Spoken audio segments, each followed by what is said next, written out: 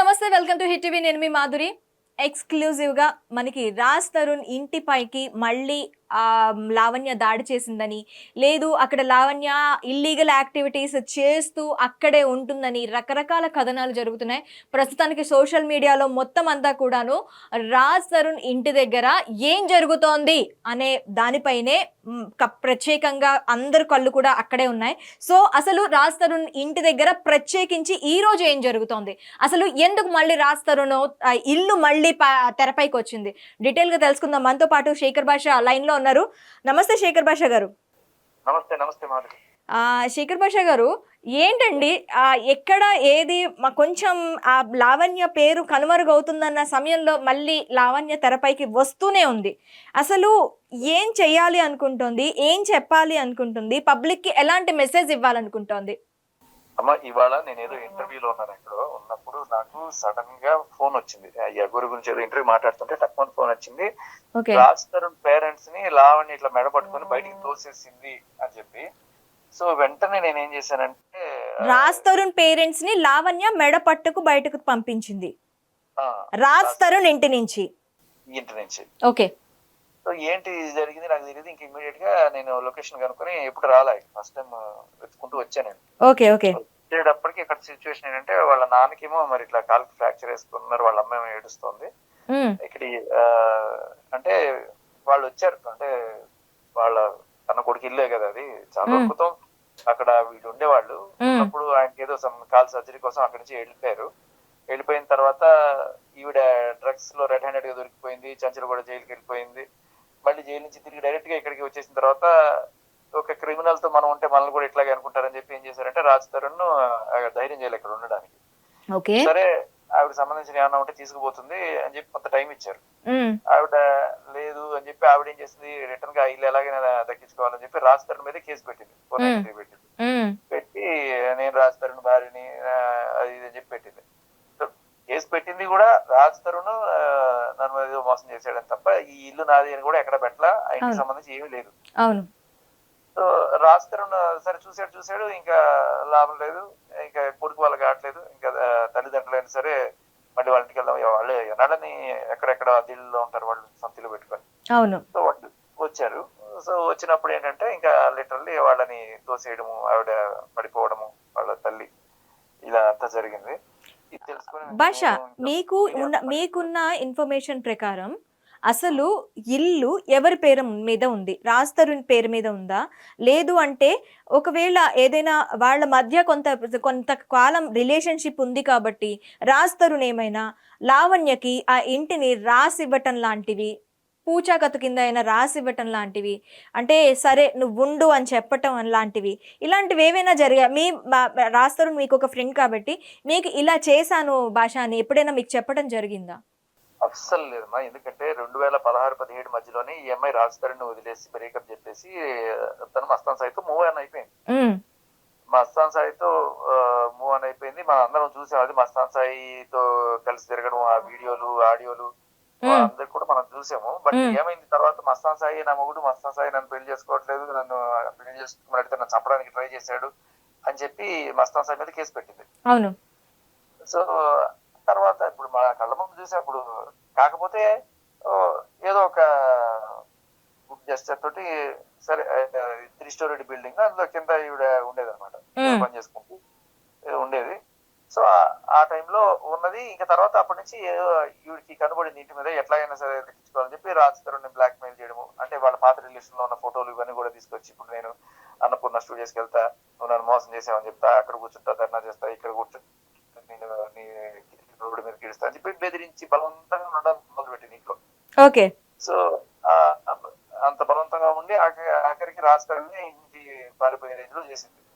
ఇప్పుడు సో మొత్తానికి ప్రపంచం మొత్తానికి తెలిసిపోయింది ఆవిడ నిజ స్వరూపం. ఈ డ్రగ్స్ చేస్తుంది, ఇట్లా అక్రమ సంబంధాలు పెట్టుకుంటది, ఇవన్నీ చేసి కూడా ఇల్లు ఎలా కబ్జా చేసి బలవంతంగా ఉందని తెలిసింది. బట్ రాజ్ తరుణ్కి ఎందుకు ధైర్యం సరిపోవట్లేదు. బట్ వాళ్ళ పేరెంట్స్ కన్న కొడుకు కష్టపడి సంపాదించింది ఎందుకు చేయాలని చెప్పి వాళ్ళు కూడా, వాళ్ళకి ప్రస్తుతం ఏం కర్మ ఎక్కడ ఉందని వాళ్ళు వచ్చారు. సో అది క్లియర్ కట్ గా టైటిల్ రాజ్ తరుణ్ పేరు మీద ఉంది. రాజ్ తరుణ్ ఎప్పుడు ఎవరికి ఇవ్వలేదు, రాసి ఇవ్వలేదు. మరి ఇప్పుడు రాజ్ తరుణ్‌కి వ్యతిరేకంగా అమ్మాయి అక్కడ ఉంటుంది. రాజ్ తరుణ్‌కి ఇష్టం లేదు.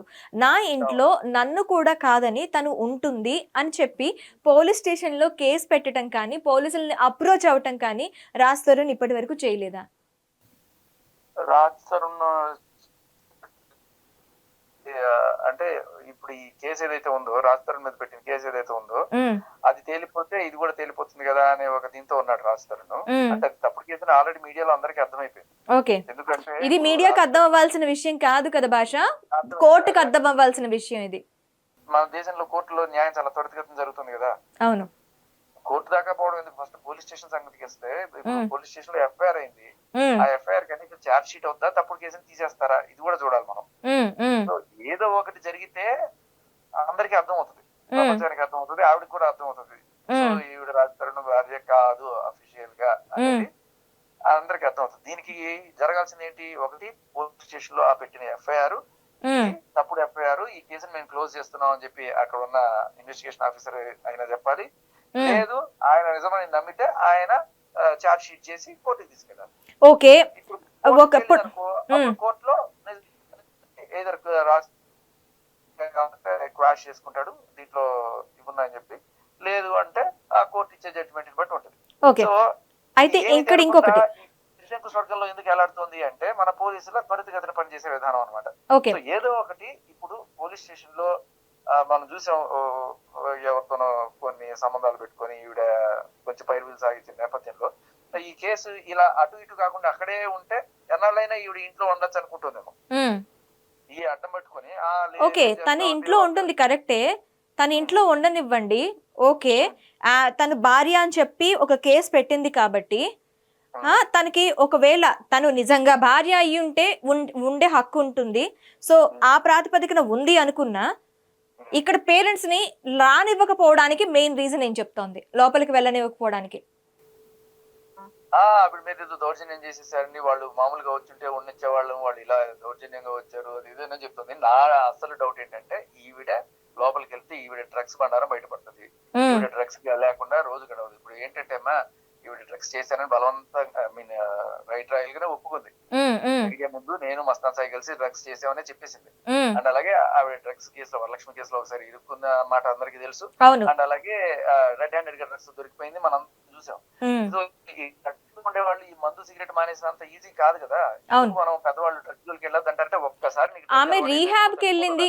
కాదు. మనం ఇంతకు ముందు కూడా దీని గురించి మాట్లాడేటప్పుడు అంత విచ్చలవిడిగా డ్రగ్స్ చేస్తూ వీడియోస్ బయటకొస్తున్న పోలీస్ వ్యవస్థ ఏం చేస్తుంది అంటే, అవన్నీ తను రీహాబ్‌కి వెళ్ళక ముందు ఉన్న వీడియోస్. ఇప్పుడు తను బానే ఉంది. సభ్య సమాజంలో బానే కలిసిపోయింది.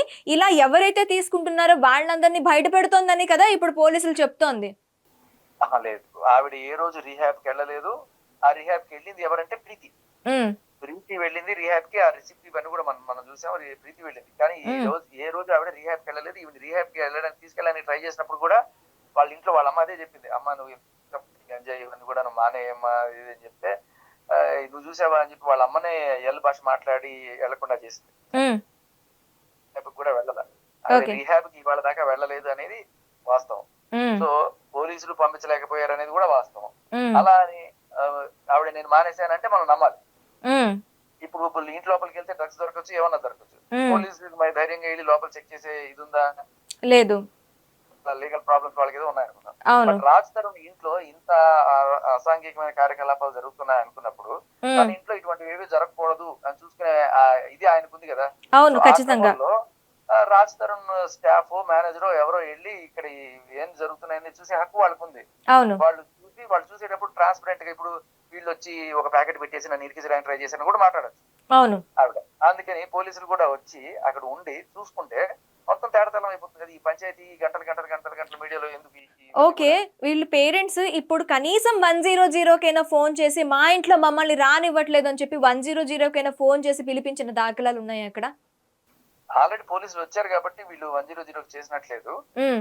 మరి కనుక్కోవాలి. అక్కడ వాళ్ళ మేనేజర్ వాళ్ళు ఉన్నారు, వాళ్ళు చూసుకుంటున్నారు. ఓకే. సో ఇంట్లో వాళ్ళు రావడానికి కూడా మళ్ళీ ఇంకా పోలీసు సహకారం తీసుకొని రావాల్సిన పరిస్థితి. ఇప్పటికీ కూడా లోపలికి వెళ్ళలేదు వాళ్ళు. పాపం ఇంకా ఆ గేట్ దగ్గరే కూర్చోబెట్టి వాళ్ళు అడ్డంగా కూర్చున్నారట. హుహు.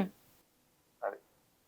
సో అసలు వాళ్ళ ఇంట్లోకి వాళ్ళని వెళ్ళనివ్వను, ఇది ఎక్కడైనా పోలీసులు తనకి సహకరిస్తున్నట్టు ఉందా, లేకపోతే నిజంగానే పోలీసులు ఏం కాదు తను న్యాయంగానే పోరాడుతుంది కాబట్టి తనకు అక్కడ ఉండే హక్కు ఉంది కాబట్టి ఉండగలుగుతుందా? పోలీసులు ఇక్కడికి వచ్చే వాళ్ళందరినీ కూడా మీ మీద అనవసరంగా కేసులు అవుతాయండి, మీరు వెళ్ళిపోండి అని చెప్పి ఇలాంటి మాటలు చెప్తున్నారు. సో అంటే ఏదో రకంగా కేసులు పెట్టి వీళ్ళని చేయడము, లేకపోతే ఇక్కడ వాళ్ళకి ఇల్లు దక్కకుండా చేయడం అనేది ఈఎంఐ ప్లాన్ కావచ్చు. ఓకే, వీళ్ళకి ఈ లీగల్ టెర్మినాలజీలు ఏం చేయాలో కనీస నాలెడ్జ్ లేకపోవడమో, లేకపోతే వీళ్ళ ప్రాబ్లమ్ మరి ఏదైనా కావచ్చు. వాళ్ళు ఏమంటారు పోలీసులు కొంతమంది వచ్చి ఇట్లా మీరు కోర్టుకి వెళ్ళి తెచ్చుకోండి, కోర్టుకి వెళ్ళి తెచ్చుకోండి అంటారు. కోర్టుకి వెళ్ళి తెచ్చుకోండి అంటే నా ఇంట్లో నేను ఉండడానికి నేను కోర్టుకెళ్ళి తెచ్చుకోవడం ఏంటి? ఇప్పుడు ఆ ఇల్లు ఆవిడది అంటుంది కదా, ఆవిడ చూపించామండి, ఆవిడది అని పేరు మీద ఉంటే ఆవిడది డాక్యుమెంట్ చూపించి ఆవిడ ఉండమను. నా ఇంట్లో నేను వెళ్ళడానికి నేను కోర్టు పర్మిషన్ తెచ్చుకోవడం ఏంటి వింతగా ఉందని వాళ్ళు అంటున్నారు. అది సో ఏం చేస్తాం సార్, మేము ఏం చేయలేము, కోర్టు తీసుకురండి అంటారు. కనీసం వీళ్ళు ఇప్పటికైనా పోలీసులను అప్రోచ్ అయ్యే ప్లాన్ లో ఉన్నారా, లేకపోతే కోర్టుకి వెళ్ళి ఏమైనా వాళ్ళు లీగల్ నోటీస్ తనకి ఇచ్చే అవకాశాలు ఉన్నాయంటారా? అంటే ఈ పనులు అంత తొందరగా తెలవు మరి, ఏమో మరి వాళ్ళు లీగల్ అడ్వైస్ అయితే తీసుకుంటున్నారు ప్రస్తుతానికి. హిట్ టీవీ యాప్, ఇందులో short news, live news, entertainment shows, movies, digital magazines తో పాటు మీ జిల్లా వార్తలను కూడా ఫ్రీగా చూడొచ్చు. ఇంకెందుకు ఆలస్యం, వెంటనే హిట్ టీవీ యాప్ ని డౌన్లోడ్ చేసుకుని ఫ్రీగా ఎంటర్టైన్మెంట్ పొందండి. Hit TV app, hit TV app, please download hit TV app. Hit TV app ని ఫ్రీగా డౌన్లోడ్ చేసుకుని ఎంజాయ్ చేయండి. మీకు నచ్చిన ఎంటర్టైన్మెంట్ కోసం హిట్ టీవీ యాప్ ని ఫ్రీగా డౌన్లోడ్ చేసుకుని ఎంజాయ్ చేయండి. హిట్ టీవీ యాప్ ని డౌన్లోడ్ చేసుకుని ఆస్వాదించండి, ఆశీర్వదించండి. ఇంతమంది సెలబ్రిటీలు హిట్ టీవీ యాప్ ని డౌన్లోడ్ చేసుకోండి అని చెప్తున్నారంటే ఎంత మంచి యాప్ ఆలోచించండి. అమెరికా అమెరికా అమెరికా అమెరికాలో చదవాలనుకునే వాళ్ళకి విశ్వసనీయమైన పేరు మన శౌర్య కన్సల్టెన్సీ. UK లో 1 year masters, UK లో 1 year masters, 2 years work permit up to 5 years visa. Contact Saurya Consultancy. Contact 89851 89851.